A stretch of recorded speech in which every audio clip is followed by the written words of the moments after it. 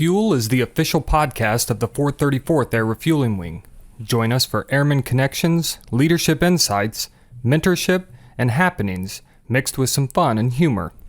Please understand that the views expressed in this podcast are not necessarily the views of the U.S. Air Force nor the Air Force Reserve, and no endorsement of any person or business is ever intended.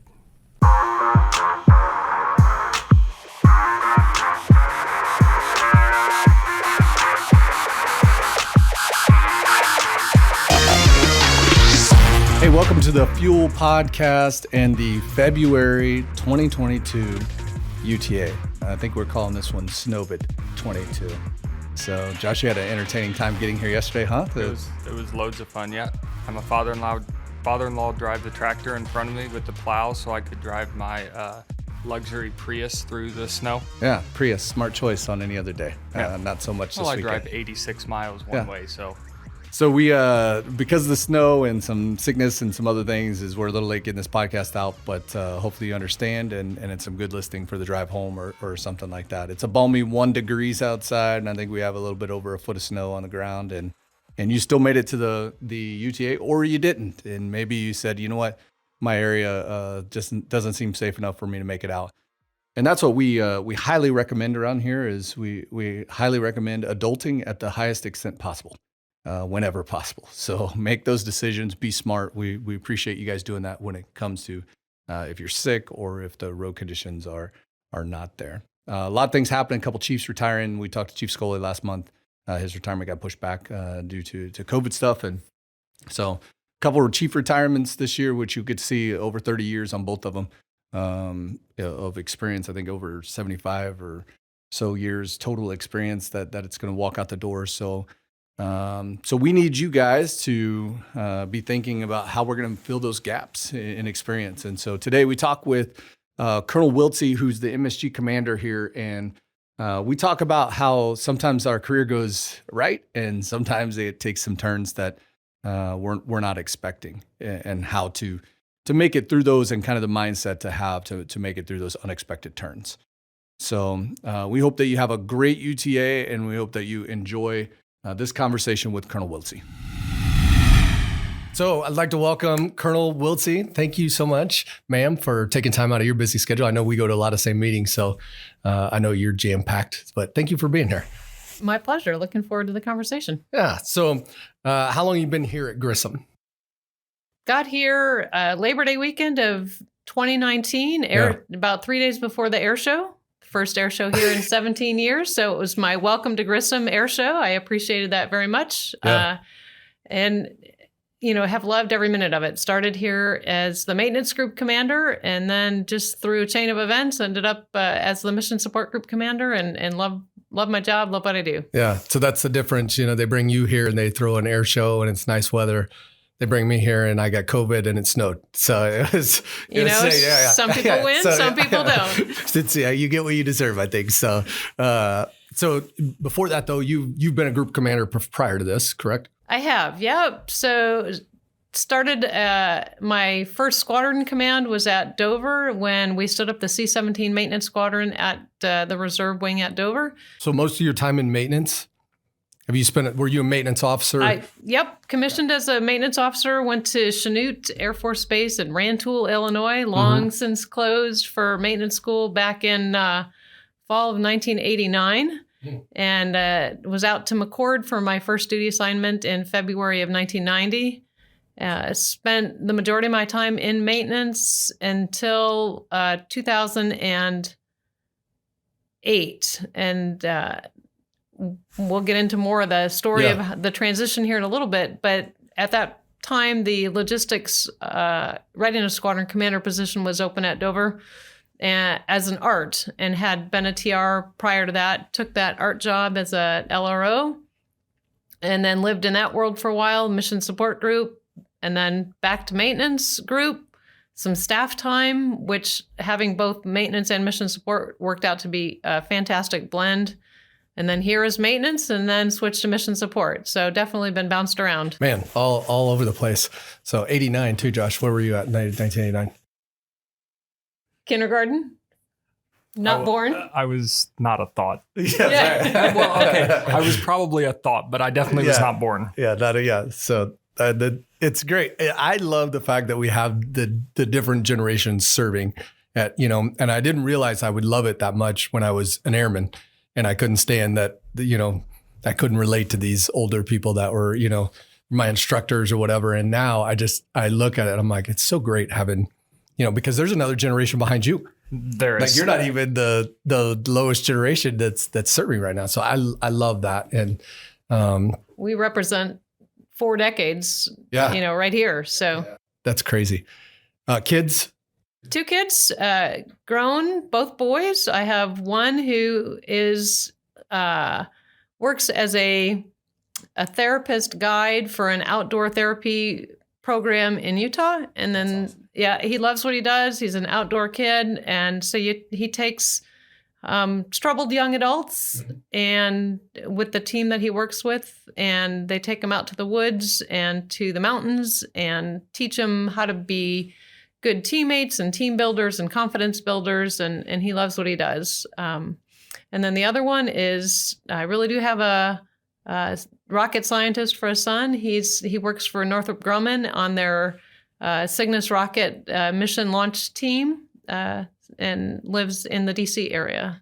It's rocket scientist, like for real, right? And I always say so Colonel Pemberton and I have this thing, if we're trying to figure something out, is he'll be like, well, I'll Google it. And I'll be like, her first name is Gretchen. And I'll Gretchen it. And I go over and I'm like, Colonel Wiltse, I have a question for you. And we'll see who gets the answer first. I win a lot of times. So, but yeah, you knowledge. That's one of the things I've always admired about you is you're a walking book of knowledge. But one of the things I realized through being around you is you read so much crap. And I say crap, but everything from social media to the NDAA, just if it's congressional writing, if it's, a book, like you are constantly taking information in. I really don't know much. I just know how to find a lot of stuff because I do try to stay exposed to that. And it's amazing how much you can learn on Facebook. Yeah. There's often times where I'll come in the morning and be Googling a DOD article or some policy that I saw on Facebook the night before, AFI changes, things like that.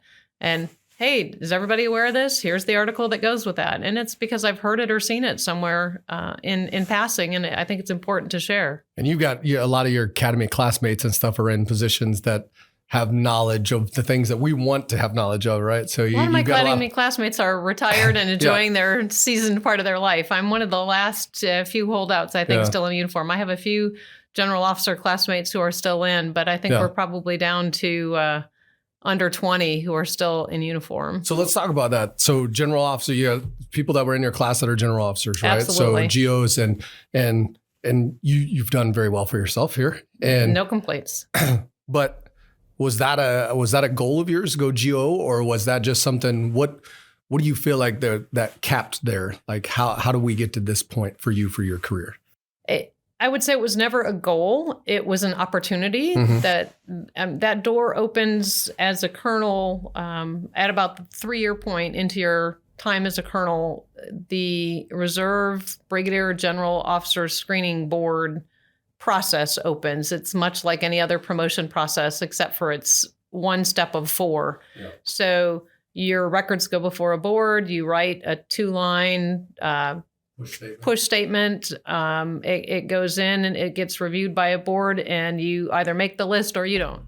If you make the list, then that's step 1 to making general officer. That list then goes up to the Senate and may or may not get confirmed. If you're on the list that gets confirmed, then you have to find a general officer billet and be placed, and then you have to compete for a general officer promotion opportunity. Now, that's on the reserve side. The active duty side operates a little bit differently, but also several steps, requires congressional approval. It has to be confirmed by the Senate, all of those sorts of things. So I met that screening board a number of times, I think 5 or 6 different times. I've been a colonel for a really long time. And made the list only one of those opportunities, and then made the list, but then was not placed in a general officer position, just timing. And so the door is closed. I've aged out of that opportunity. And quite honestly, God does wonderful things. And I can see that I'm probably not of the political caliber to have dealt with the political requirements of being a general officer. I love being here at the airman level where the rubber meets the road. And I couldn't be happier that this is, as of right now, supposed to be my last assignment. So we had that. I look back at my career too, and I'm like, there's so many times where I'm like, pounding the fist on the table, or, it's because you're like, I should have had that position, or I should have been. And now I look back at it, I'm like, I'm so glad I didn't get that. Like, number one, I wouldn't have been ready, or would have failed at it. Or you see that person a year later and they're just like, why, you've aged 10 years. Like, what happened? They're like, oh, you haven't heard what happened there? Like, it was, a crap sandwich, and I took a huge old bite of it. And so, absolutely. So people, I think, a lot of times see you and see, someone in a position of leadership, at 06 or chief or their supervisor or whatever. And they're like, man, she's got it all figured out. Like, your life was, you hit all the marks at the right time, and your life was smooth, and you just got here and you made it, right? So, I mean, your career went exactly the way you wanted it to set in this seat. Not so much. Yeah. So let's talk about that. Like, what was the first time, like, in your career where you're like, this isn't going the way I thought it was going to go? Well, if I can go backwards just a little bit farther. So I brought a piece of paper here with me because I wanted to get his name right. When I was in third grade, so 8 years old, lived in Phoenix, Arizona. My dad worked for General Motors at the Desert Proving Grounds. Williams Air Force Base was a T-38 training base in Phoenix. The ground space for the Desert Proving Grounds was the crash zone for the Air Force Base. So lots of joint use agreements. A big agreement was signed. General David Baker, who was then Captain Baker, was an instructor pilot, T-38 instructor pilot. He was also a Vietnam POW for 230 days. I got to meet him as a result of the connections of my dad. And that was my first real connection to the military and to the Air Force. And through conversations with him, he became friends of the family. I got introduced to the concept of the Air Force Academy. So as a third grader at 8 years old, I decided that's where I was going to college. Did you have that figured out, Josh, at third grade? I still don't know what I want to do when I grow up. So third grade, 8 years old, this guy inspires you. You're like, that's it. This is what I want to do. And I am definitely driven and determined, and oftentimes called stubborn. And that's okay. So we moved back to Michigan. Life goes on. I'm swimming, doing well there. One of my swimming teammates in high school decides she's going to West Point. She's a year ahead of me. She goes through the application process. I watch that happen. I watch her get accepted. I'm like, I could do this too. So I haven't forgotten my experience as a third grader. I apply to all the academies. I get turned down by the Navy because I can't see, but for whatever reason, the Air Force decided that was okay. And then also accepted at West Point. So I choose the Air Force Academy, make that my goal, commission, do maintenance, sounds like a great career path, and having a blast. And then decide I want to get married, have kids, decide I don't like my children being the first ones into daycare and the last ones out of daycare. So we as a family need to make some decisions, get off active duty, become a traditional reservist the very next day. So let's talk about that. Like, because you seem very driven and very career driven, and not, I shouldn't say career driven. You just seem very driven. We've been able to work with each other a little bit outside of here, and it doesn't matter if you're building your bathroom or remodeling your bathroom or whatever. You've researched it. You're ready. You're driving. You're going, right? And so now here's a time where you're like, wait a second. I've got to put this. Was that a hard transition? Like putting that on the back burner and saying, okay, I may get passed by some of my peers here, but this is what I want to do. I couldn't give it up. I mean, it's part of who I am. It's in my fabric to be a military member. I like the structure. I like the order. I like that mindset of, I think most of us are type A personalities, but I also, being a good mom was super important to me. So the reserve balance was actually perfect, and it worked out great while my kids were young. Allowed me to volunteer in their classrooms, volunteer with the Red Cross. I taught all kinds of CPR and first aid courses for the Red Cross, kept my hands in a lot of pots, was able to grow outside of being a mom, Right. speak to other adults, not speak in Sesame Street every day. Yeah. So it worked out to be a great balance. And it allowed my ex now, and we'll get there, I'm sure, to further his career, and allowed us to live overseas for 5 years and do a whole bunch of really fun things that I wouldn't have otherwise gotten to do.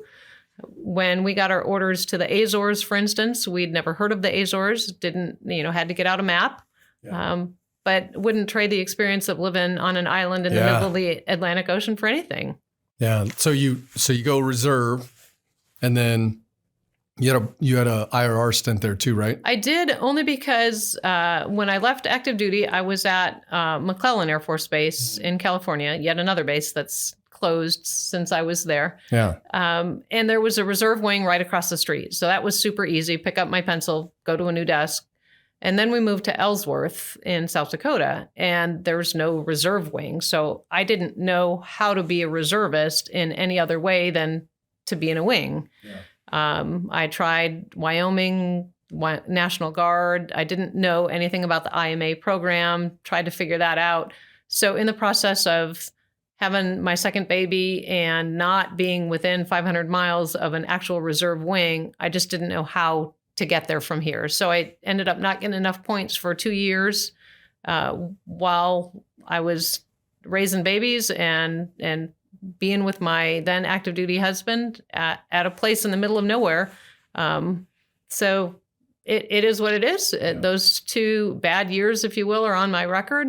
And I did do some recruiting for the Air Force Academy and ROTC, and worked with congressional staffers to do those Senate and congressional interviews for Academy cadets. And so I kept my fingers in the pot, but I just didn't know about how to count the points in the right way to make sure I had good years. Yeah. So that was the same with me. I went in the IRR. I had a turn of events where I was married, and we had 2 kids that we had just adopted, and my wife died in a car accident. And so I was a police officer, single dad, had a private business, and I was it got to a point where I was like, I am dreading driving out here for the UTAs.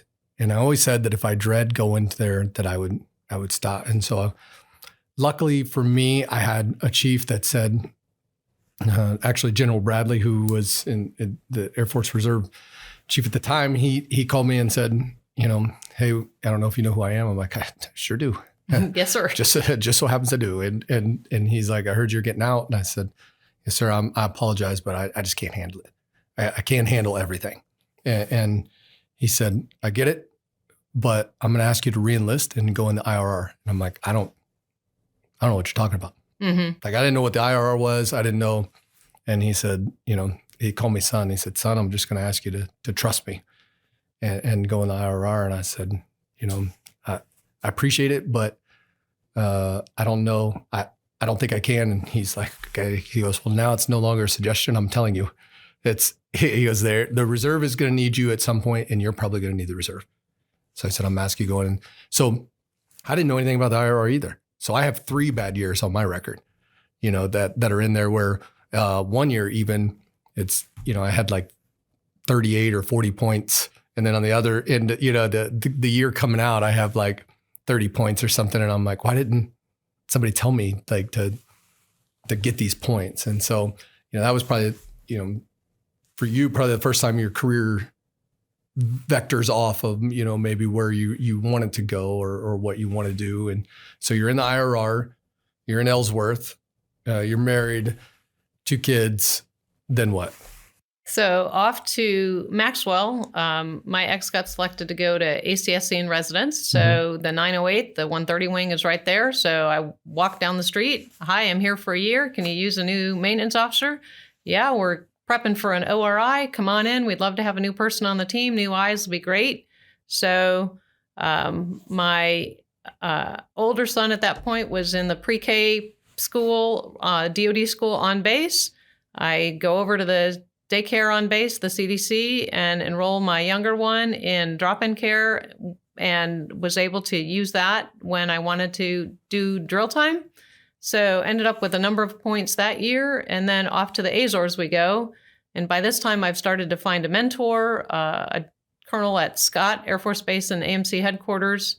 Was able to work with him to figure out the IMA program. How do I get attached to an active duty wing? Yeah. So then in the Azores, I walk in and say, hey, I'm a free maintenance officer. Whenever you guys need one, all you got to do is let me know and we'll ask AMC for the money. So did quite a bit of work with the debt there at lodges. And again, kids are in school and daycare at this point, so I've got some freedom to continue to develop professionally. I took care of my PME as a captain, and then again, when I made major, enrolled, knocked it out. So at least I wasn't limiting myself. Let me tick the boxes that I can and perform in a method that fits me. And then off to Aviano we go. And same thing. We got to Aviano in July of 2001, and then 9/11 happened. So they were looking for any humans they could to work. And so I was able to do quite a bit of work while I was there. That's it's interesting is it, your story may be similar to other people's, but they never really match, right? So you look at you and I love working with you because I think we're opposites, right? Is we don't. We have different thought processes. You always give me a hard time whenever it's time for me to speak at anything, and you're like, hey, keep it short. But you usually end up speaking longer than I do. But it's the reason why is because that is the shortest. You said the shortest thing that's in your brain. I say everything that's in my brain, and it doesn't last that long, right? But it's the two things, right? You do PME ahead of time because you're like, hey, I'm not due for PME. I'm not due for PME for a while, but right now is a good time for me to do this. Knock it out. I look back at my life and I'm like, I was an idiot. Like I did PME when I'm like, yeah, I'm almost promotion eligible. Oh, I am promotion eligible now. I've been promotion eligible for a while. Maybe I'll do PME now, right? And so it's kind of that thinking, if we can give airmen something, that whole, hey, you don't know what's next. You don't know how fast things are going to come. You don't know what's coming, and you being prepared for those moments allows you to hit those things, in a manner where they're right in front of you, and now you can do them. Whereas someone like me, there was times where I was not ready, and so there was times where I'm like, hey, I applied for this job, and they're like, great, but you don't meet all the qualifications because you didn't do these things. And so I love these stories because I want our airmen to see is be ready. You never know the life. I'm sure when you were starting out at the academy and stuff, you're probably like, I'm gonna do 20 years and then I'll get out. Then you get married and have kids and you're like, okay, well, maybe I'll just take a little break and then I'll go back after it. And now you're an IMA, which again is a scary time, I think, for a lot of reservists because you're just out there alone and on your own. You've got to know how to take care of your own career because the active duty is not probably going to help you take care of your career. Yeah, this was in the early 2000s. So at Aviano as an IMA. Before IMAs were really that big. I mean, now it seems like there's IMAs all over, but then and there's a process now. You have the RIOs and the debts and they in a centralized management process. So I wrote my own annual performance reports. I made sure they got processed through my boss. And then, at that point you walked into the MPF on the active duty side and they said, we don't know what to do with this. Yeah. So you made 3 copies and you made sure you got it sent to all the right people and it got in your records. And so, being knowledgeable enough about the process to make sure you're taking care of yourself, but in a manner that, you're not flaunting your career. You're not trying to push yourself on anybody. You're just trying to make sure that the right things get done at the right times and you don't get dropped in the crack. Yeah. So, did that. Was at Aviano for 3 years. Worked some 9/11 projects. Worked, that was F-16s. So worked some NATO TAC evals. It's always nice to have an extra maintenance officer. Okay, you pull all the grave shift. Okay, no problem.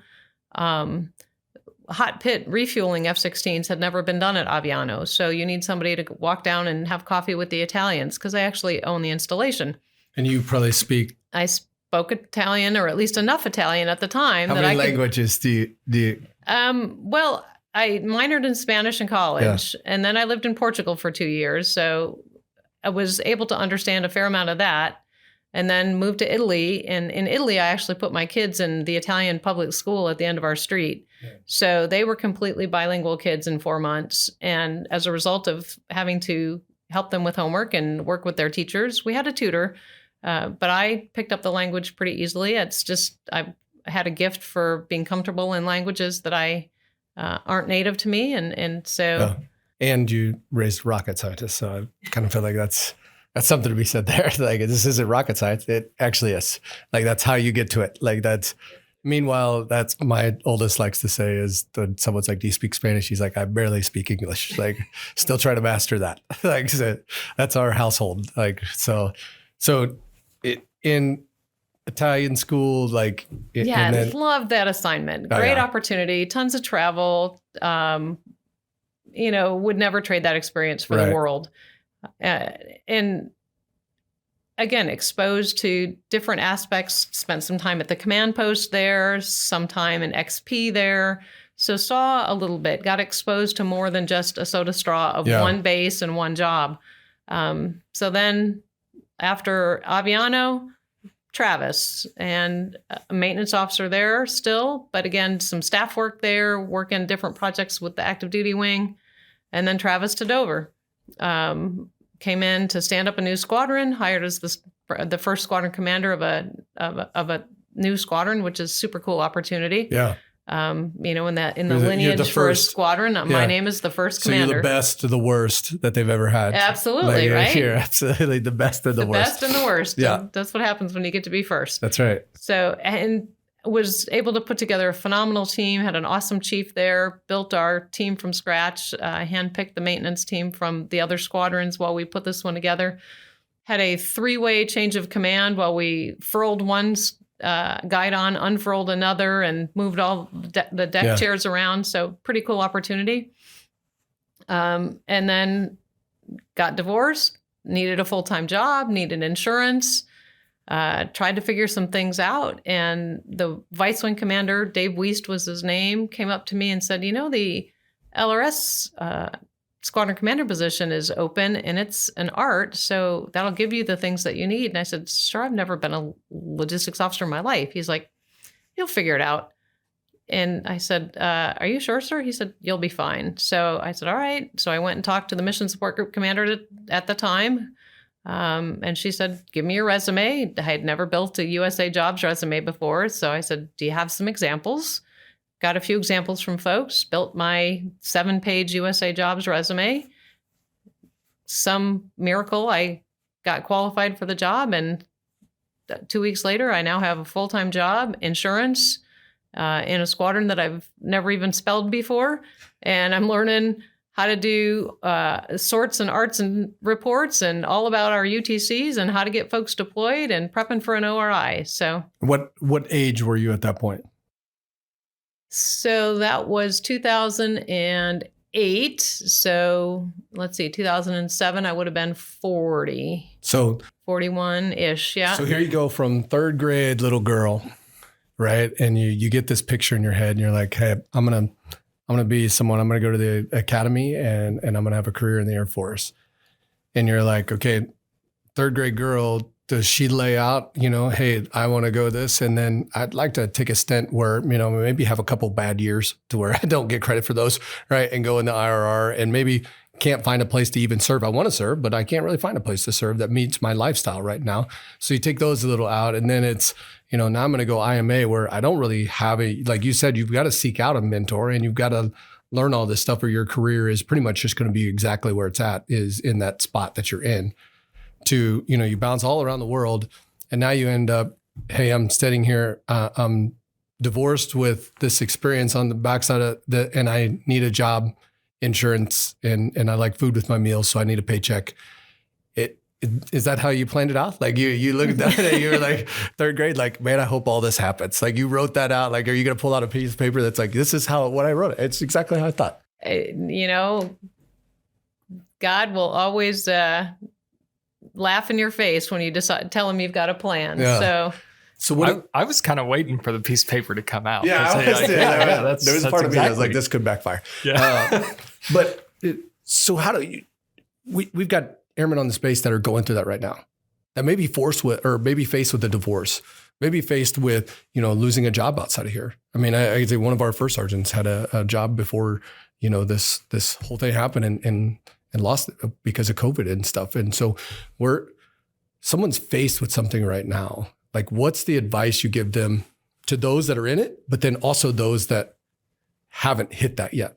Because I say yet because I think it's coming. Life doesn't care. It's just a matter of time. Everybody's going to have their challenge. And two things. One, faith. Yeah. I've had faith my whole life. I've had a strong faith family. I've had great people in my catcher's mitt who helped me through the difficult times. And I've also my family, my immediate family, mom, dad, brother have always been there for me as well. So having that faith is super helpful when you're not quite sure if you're going to put shoes on your kids or food on the table. And there were some moments like that. So, say, well, you're a colonel, you're a GS-14. How could you ever have gone through that? Oh, trust me, there's moments. And then resilience, if the Air Force Academy and basic training and those sorts of things and 12-hour days and being at McCord when we got the evacuees from Mount Pinatubo blowing up in the Philippines and all right, we'll put in a 36-hour day. So you learn to not let your mind drive what your body's capable of. You can always go a little farther, a little harder. You can work a little longer. So I think having that foundation makes those tough spots easier to get through. Yeah. And then sometimes just taking life an hour at a time. Yeah. Okay, if I look too far ahead, it doesn't look good. So let's just look 1 hour, 1 day, 1 week at a time and know that with hard work, determination, faith, family, and friends, there's light at the end of this tunnel. Yeah, there's a reason why we got the 4 pillars, right? And faith is Absolutely. one of them. And it's amazing that kind of comes back to those. And there's a lot of things that you're like, yeah, this is kind of cheesy Air Force stuff, but that one seems to work, right? And just I think sometimes that if our future, we look at our future and we're so certain about it, and really there's no certainty. Mm-mm. Right? There's no certainty to it. There's no way we can predict. I mean, this last week we got the word that the KC-46 is going to March. Right? We put our best foot forward. And I think there was people that were gearing towards, that 46. Well, then when that doesn't happen, everyone wants to speculate the future. And the fact is we can prepare for the future, but we don't know what that's going to bring. Is you can have an educated guess, but you're not sitting there, in lodges going in the Azores. I don't know, maybe you were, but I wouldn't think you were sitting there going like, in probably about 8 years, I'm going to be divorced. So I probably need to start getting my stuff together. Absolutely not. Yeah. You prepare for the future and you have a general plan, but man, the plan can get derailed at any time. So talk about derailment. So here I am now. I've come through a divorce. I've refinanced a house in my own name. I've got a job that has insurance. And then what happens? I'm starting to get headaches. Yeah. My vision's getting a little too big. That's what I took it. That's what I took that as. I've never had that problem. No. So then, lo and behold, September of 2014, I'm having a brain tumor removed. So there's a whole nother, all right, this might be the end of the career. I might not be. And you talk about faith. Right. That probably weighed heavy, right? And yes and no. So my brain tumor was diagnosed several years prior, and one of those things that we just kept watching, and as it was growing and putting more pressure on, then it became time to do something. So I was blessed with the opportunity to know. First off, you say that pretty casually. Like it was like Josh calling me last night talking about his flat tire. Hey, you know what? It was I had 80,000 miles on it. It's probably time. There's no real big damage. It's okay. Same sense. It's a brain tumor. It had some mileage on it. It was about ready to blow. So it's time to do so. Honestly, that's how it got to. Obviously, you have the freak out at the beginning, and I do all sorts of research. Let me find some books. Let me read some articles. Let me find some podcasts. Let me do this. Let me do that. You went to the Gretchen. You started, you started diving in. Yeah. So I learned, and then I learned that there's a lot of people who probably have tiny brain tumors that will never know it. They'll live a long and happy life, and nothing will ever have to be done. So you get to a point where you can either be consumed by this, or you can live your life and just let it be part of who you are. It's part of the fabric of who I am. I'm divorced. I'm a mom. I have a brain tumor. Okay. But I got things to do and places to go and people to see. Yeah. And I'm just going to keep moving on through life. So we get to the point where that becomes untenable. And so I have brain surgery. I was not scared. I felt so at ease with the decision to finally have the tumor removed. The deputy that I had at the time, Bruce Carper's his name, he's a colonel now, was phenomenal. Came on board. We actually called it the brain book so that he could step into the group commander role while I was gone. And we didn't miss a beat. And so we kind of planned for this. Like I said, we had time. So 3-4 months, we kept working on the brain book so that we didn't miss a beat. My admin person at the time was a rock star, still is. So she had things like a well-oiled machine. But that's certainly not something I had in my plan. Yeah. But I was at the right place with the right people, with the right family, with the right boss to make it I was at Dover. Yeah. So you got Johns Hopkins, the Mayo Clinic, the University of Pennsylvania, Thomas Jefferson Medical Center, everything you could possibly imagine from a care location. Hey, can you remember back to when you were sitting at Travis? Like, where did you guys want to go from Travis? Well, we actually ended up leaving Travis early because of my ex's personal situation. Yeah. But if you thought it like Dover isn't really a highly sought after destination unless you've lived there. Mm-hmm. Right. And so, a lot of people, like when I got stationed over, I was like, dang it. Like I put everything else on my, I put Travis on my dream sheet and I put, all these other bases, and Dover's where I'm going. Have you ever been to Grand Forks, North Dakota? Yeah, that's it. You've had all the good bases. Why not? Yeah. Why not? Yeah. So, but you think even that being at Dover at that moment for those things, for that time. My ex was at his orders were to the Pentagon. And what I said at that point was, I don't want to be in the DC Beltway and even as a reservist and try to navigate that and try to get kids to orthodontist appointments and to sporting events when I've got an hour and a half drive in every direction.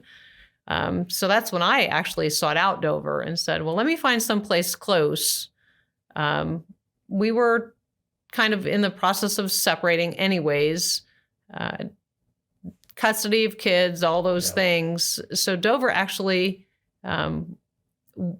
was my choice, only to facilitate that whole process of going through the separation and the divorce and managing the children and making sure they were close enough to dad and all of those sorts of things. So you're right. Did I seek it out? Sort of.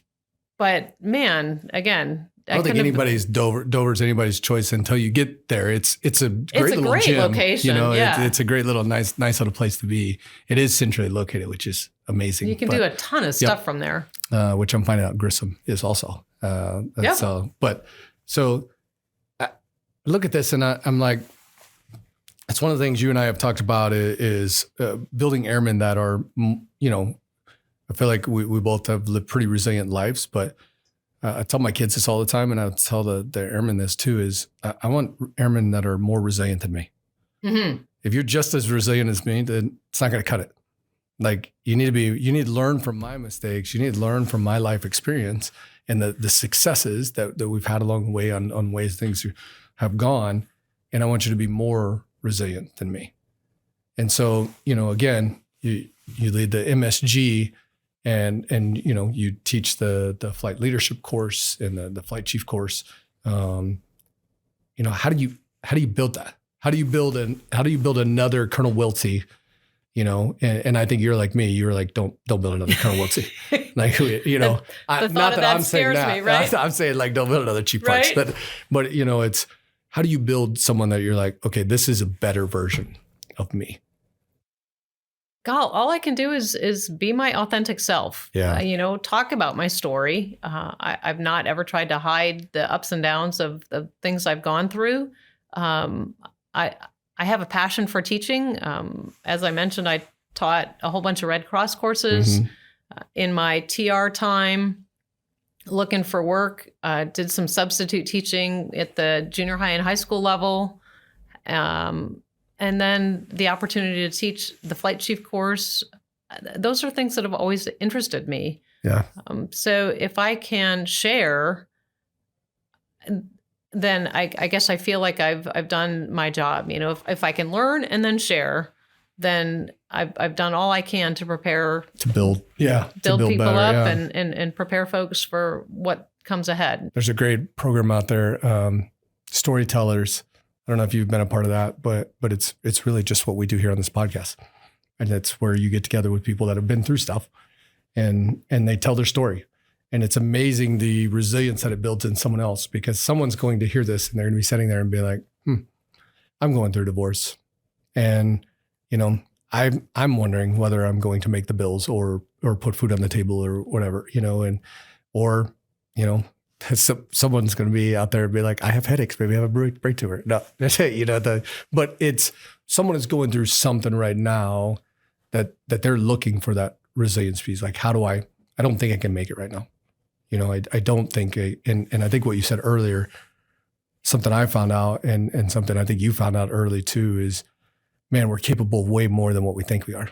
Mm-hmm. And if we just look at the situation as a whole, like if we try to guess every option that's out there, and it's going to be overwhelming. But if I can make it through today, I have one day at a time. Then I'll work on tomorrow. Yep. And it's what can I do today to prepare myself for what tomorrow may hold. And I think I look back at that, and for me, the best piece of advice I can give people is don't do what I did. Chief Scully talked about on the last podcast is prepare now for what you think you're going to want to do later. But prepare now even for, like you talked about third grade, you got this career path in front of you, but you still have to prepare for, this over here and this over here. And what if this happens? And what if this happens? Because if you didn't do all that stuff, now it comes down to you're a divorced individual. You're sitting there and now you're going up against someone who has all that stuff done. Absolutely. And you miss out on this opportunity for you and your family. And who knows if you're sitting here at that point. Absolutely because who true. knows, you have to go downtown and get a job, or, again, working at the Y teaching courses, instead of doing this. You're spot on, but I can also say that I have never done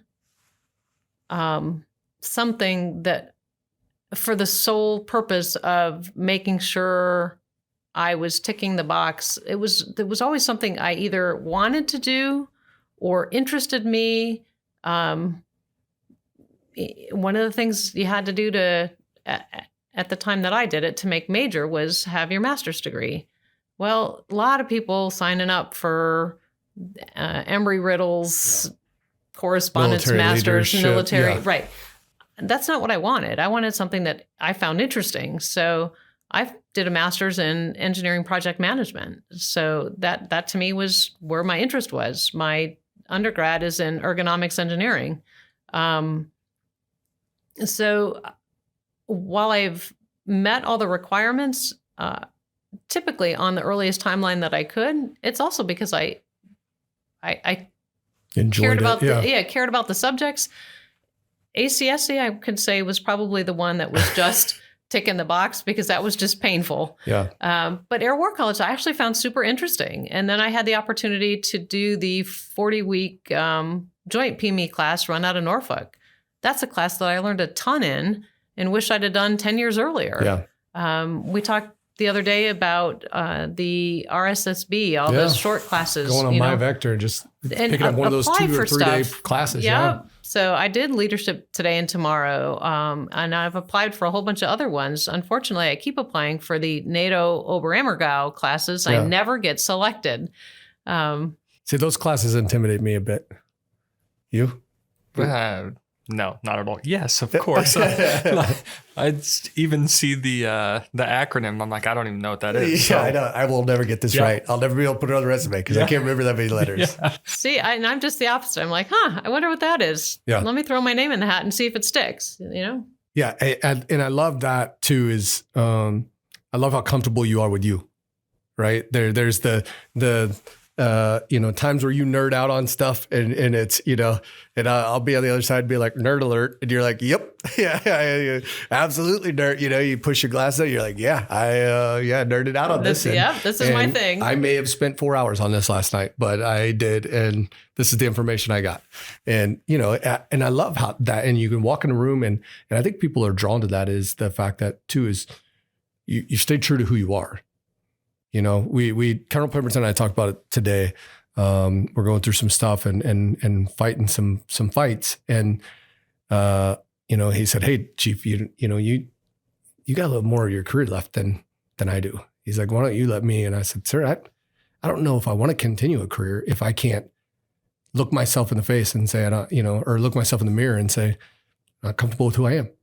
And I look at this and you're coming at the end of you got what, a year and a half left? 2 years? Just under 2, yep. And I think you can look yourself in the mirror and be like, I'm comfortable with who I am. Absolutely. I didn't have to reshape my whole life.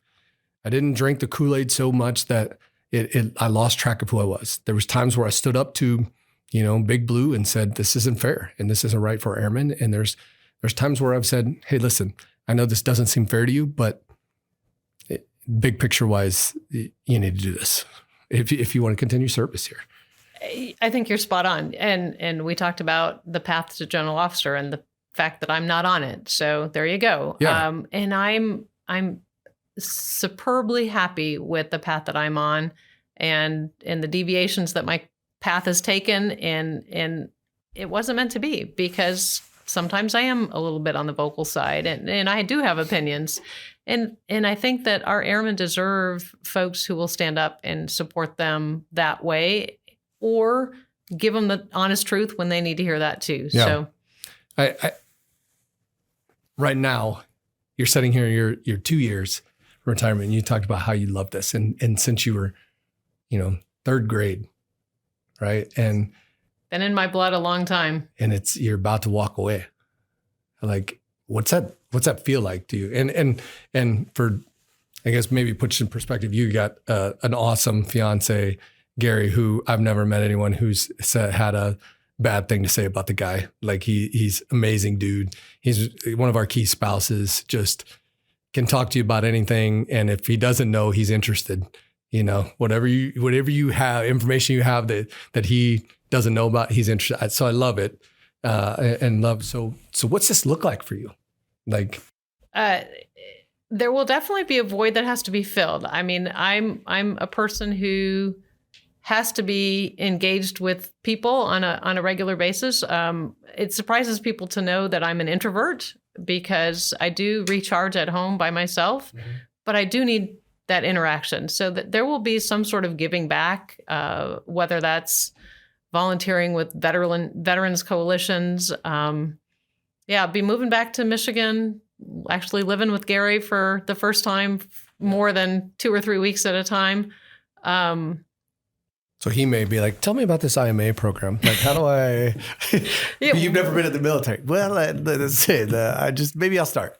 So yeah, we've talked about that. We're both independent, driven people and have lived a lot of our lives single. And there's definitely going to be room for him to go fishing and me to go to the condo in Detroit and have our alone time, because we probably won't do well 24/7 together, because that's not who we've ever been.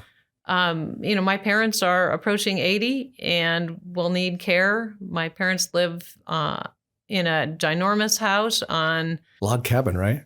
A log, yeah. You say log cabin. I would say log lodge, log aspen ski lodge style house. Yeah, that takes a lot of care and feeding, and on over 200 acres of property that also takes care and feeding. So I see myself learning how to run the chainsaw a little better and how to drive the tractor a little better, because there's things to do. So I won't be bored. Gary's got 2 children, and his oldest has our 3 grandchildren. So there's an opportunity there. We want to travel. There's a lot of the U.S.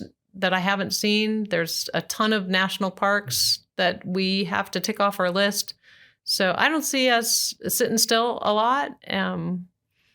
The property that my parents own, the house that they have, the other thing that we would like to do is to potentially do some hunting and fishing with veterans. And some of that PTSD healing is to volunteer to donate time and energy toward those events. I see us doing some things like that too. So that's awesome. No, it's exciting. It's definitely something to look forward to.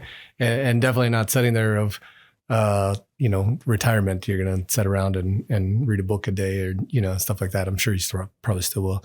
But what about looking back at your career and you're like, okay, I wish I would have known this.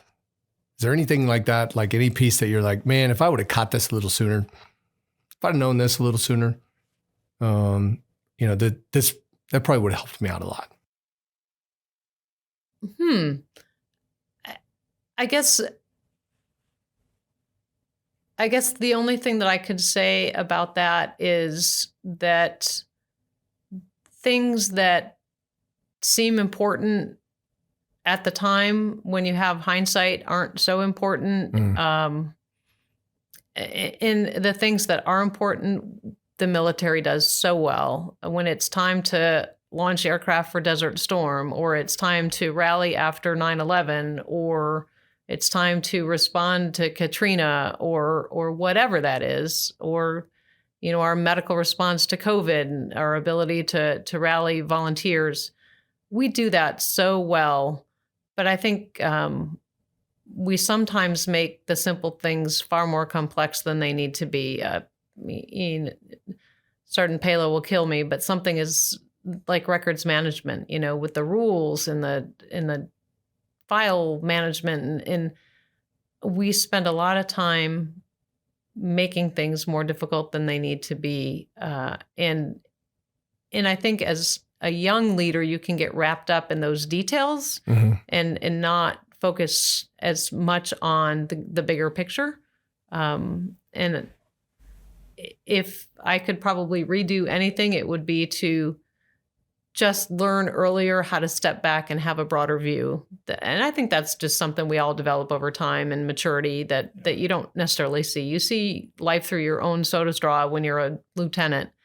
I will say that, I was blessed on the flight line at McChord as a brand new second lieutenant to have some master sergeants and some chiefs grab me by the shirt collar and say, "Come on, LT, we got some things to teach you," and learned a lot.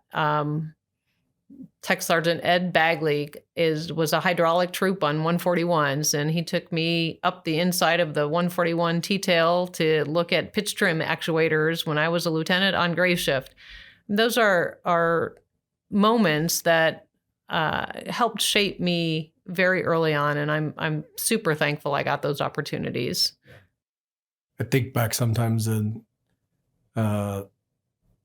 just what you were saying is there was things that I thought were so important that the Air Force had to have me, and I missed certain events in my kid's life or my family's life, and I look back at that and I'm like, I can't remember why I missed it. Like I can't remember the event that I missed my kid's birthday for, but I remember that birthday. I remember missing that birthday, And so I think sometimes we get so caught up in this, and we've talked about it, is we get, especially when you get in these leadership roles, as you're like, you know, I don't want to get behind, you know, or they need me to be here. And it's the fact of the matter is we need you to be healthy, you know, and we need you to spend time with your family and value those things. Josh, you got anything? Any questions for Colonel Wiltse? I don't know that I do. Yeah. You didn't know she had a rocket scientist as I son, did did not. you? Yeah. I did not. We're learning things here. Did anyone go to Purdue?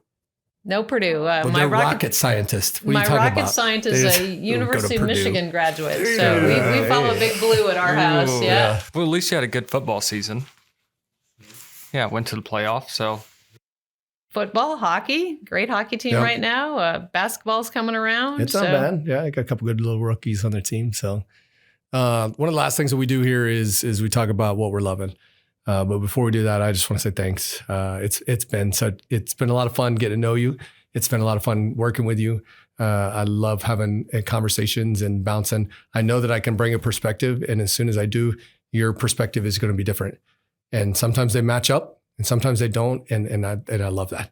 You and me so, both. I yeah. think that's how we become a good team, is to have conversations, meaningful, deep conversations, and try to look at things from all different angles. And then still be able to walk away at the end of the day. And you know, we all have a boss. Colonel Pemberton is ours, and he's got a boss, and he's got a boss, and so on and so forth. And we can still all drive toward the mission. And yeah, I love being on a team that's as diverse and fun as the one we've got here. Fun. That's a big piece, right? Is it's no good if we all just took it so seriously and got bent out of shape every time. You know, you said one of my ideas were dumb, but I'm a 1 in 50 guy. I said that from the very beginning. Is 1 out of every 50 ideas I have is a and good we one. love that one when you get it right. 49. Sometimes they're back-to-back 49s. You have to deal with that. And then I'll get the 50. So it's fine. I'm okay with that. But what are you loving? Like, what right now, what are you loving in your life that you're just like, man, right now, this is what I'm taking in? What am I loving?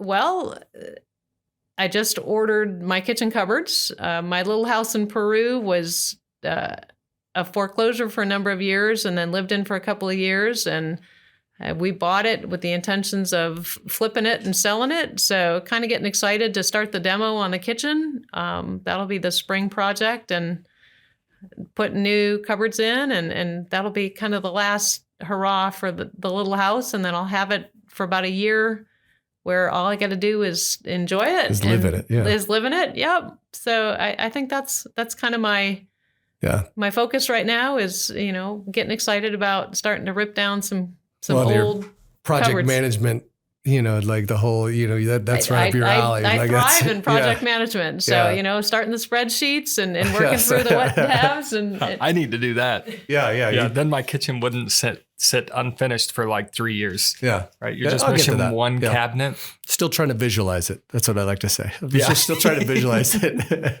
So what are you loving, Josh? Oh, so if Michigan's the school, you're going to like this. You lost in the Super Bowl to them, so you're not going to. You got a chance this year because he won't be there. But have either of you watched the Man in the Arena? Yeah, the Tom Brady. Some of it, yeah. I have not. I am loving that show right now, and it's not even just because of the football aspect. There is a lot of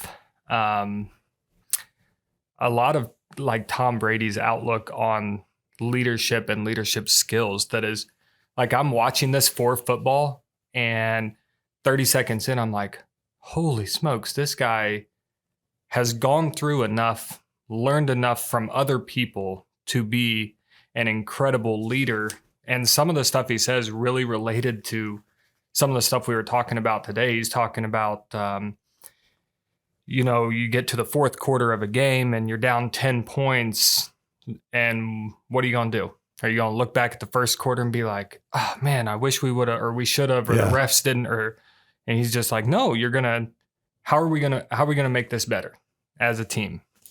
And so if you haven't watched all of it, just so you know, it's episode 7. first 3 minutes of it. You don't really have to watch the rest because no one really likes to watch the Patriots win Super Bowls or rewatch them.